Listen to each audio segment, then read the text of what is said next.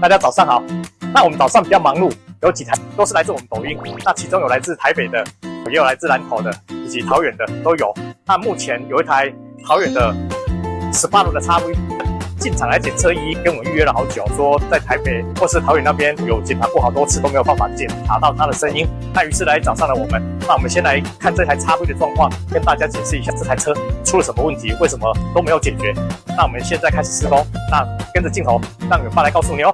好的，我们看一下这一台18轮 XV， 它目前在冷气系统的保养。那其实它的声音很简单，就是压缩机的声音而已。这种18轮的车很多都是压缩机的声音。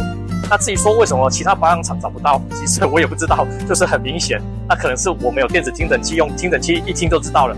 那不过它的声音蛮明显的，一般遇到这种车，大部分有异音的部分引擎是有异音，你要先检查它的压缩机。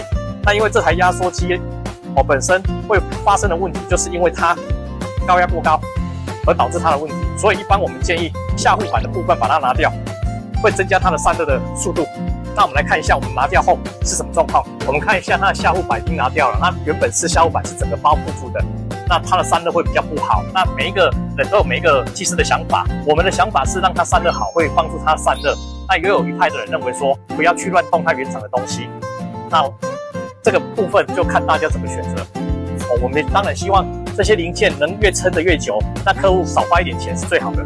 下护板拿掉也不一定会影响它的行车安全，所以这个就要让大家去评估一下。那另外我们来介绍其他的车，另外这一台是南投的 Prelia， 那有底盘异音，也是方向机小齿轮的声音。于是跟我预约检查后处理后，现在进行冷气系统保养，那也要清洗电子节气门。另外一台车是 Toyota Prelia 的，这是来自台北的电动车门的声音，更换电动小齿轮、中门小马达已经处理完成。那这台南投的 Prelia 也是因为底盘异音，我们检查后是方向机小齿轮的声音，那师傅已经在做更换的动作。之后我们有清洗冷气系统，以及准备电子节气门清洗保养。另外还有一台纳世捷的，要更换水箱精，那透过智能清洗交换机更换水箱精，这一台我们也更换的差不多了。那我们接着施工。电子节气门拆装后，我们看一下它的状况，里面都是积碳，进行清洗。冷气系统保养过后，目前出风口温度约4度C 左右。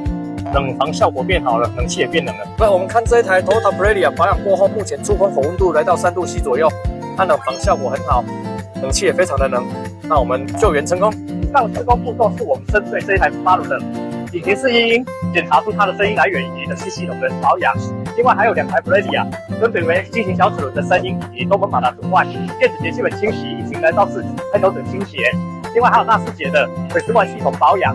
那大家看了如果有不懂的地方或是想了解的地方，都欢迎底下留言，想了解让远爸来告诉您哦。